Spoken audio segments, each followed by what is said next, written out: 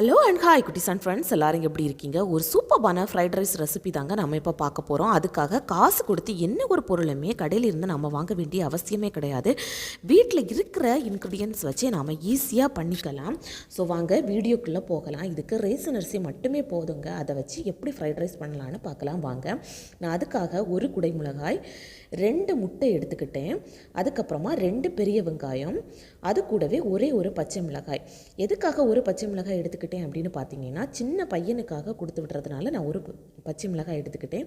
நீங்கள் பெரியவங்களுக்காக பண்ணுறது அப்படின்னா தேவையான அளவு மிளகாய் அல்லது மிளகாய் தூள் எடுத்துக்கோங்க. ஸோ ஒரு மிக்ஸி ஜார் எடுத்து அது கூடவே ஒரு கைப்பிடி அளவு கொத்தமல்லி இலை நல்லா நீட்டாக வாஷ் பண்ணி சின்ன சின்ன பீசஸாக கட் பண்ணி எடுத்துக்கோங்க. அது கூடவே ஒரு ஸ்பூன் ஜீரகம், அதுக்கப்புறமா அந்த ஒரு பச்சை மிளகாய், அது எல்லாத்தையுமே நீட்டாக அரைச்சி எடுத்துகிட்டு வந்துக்கோங்க. அதுக்கப்புறமா நம்ம எடுத்து வச்சுருக்கிற அந்த காய்கறி எல்லாத்தையுமே நீட்டாக கட் பண்ணி எடுத்துக்கணும். ஸ்டவ் ஆன் பண்ணி ஒரு கடாய் வச்சு அதில் கொஞ்சமாக ஆயில் சேர்த்துக்கோங்க. அதில் கடுகு, கறிவேப்பிலை எது வேணும்னாலும் உங்களுக்கு ஆட் பண்ணி அது பொரிஞ்சு வந்ததுக்கப்புறமா நம்ம கட் பண்ணி வச்சுருக்கிற ஆனியன், குடை மிளகாய் அப்படின்னு சொல்லிக்கிட்டு எல்லாத்தையுமே நீட்டாக ஃப்ரை பண்ணி எடுத்துக்கணும்.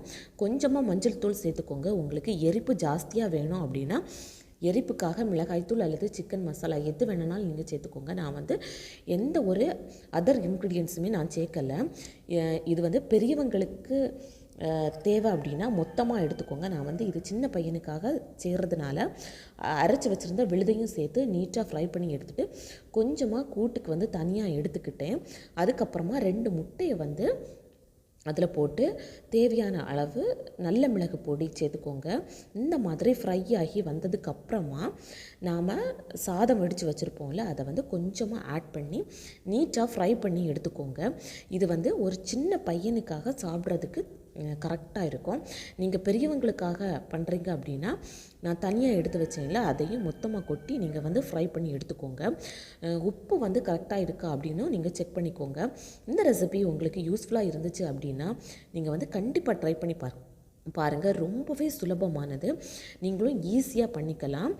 உங்களுக்கு இந்த வீடியோ பிடிச்சிருந்து அப்படின்னா நம்ம சேனலை சப்ஸ்கிரைப் பண்ணிக்கோங்க. Start to love your self, everything will be change.